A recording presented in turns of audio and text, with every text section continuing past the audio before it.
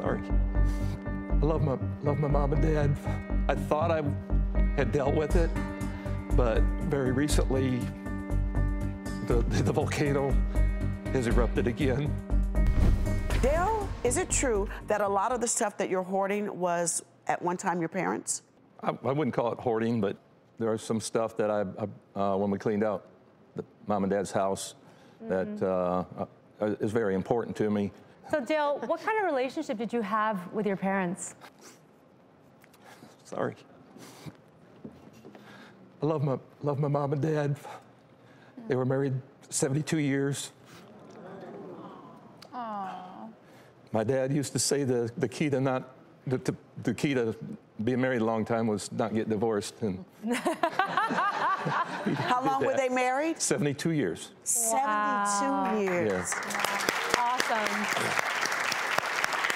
Dale, it seems like you were very close They with lived them. independent together well into their 90s. Wow. My dad was dancing with mom when he was 98 and she was like 94 or 93. Oh my gosh. So Dale. they were a picture of health. They How long lived ago did happy they pass lives. away?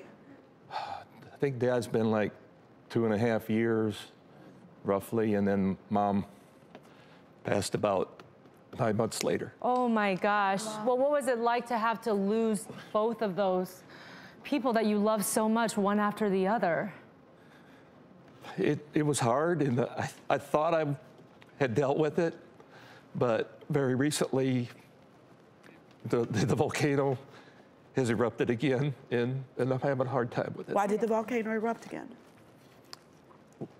My brother and I were headed to Buffalo, Wyoming to do our hunting, and we were talking about Dad, and one of the last things we talked about when he was in the hospital was we had made plans to go hunt together, even though, I knew he was going to go home on hospice, so it was never going to happen. But it was such a sweet memory. And So Dale, now that you have a wife who's struggling with major health issues, are you afraid of the time when you're going to lose her too? oh, absolutely, absolutely.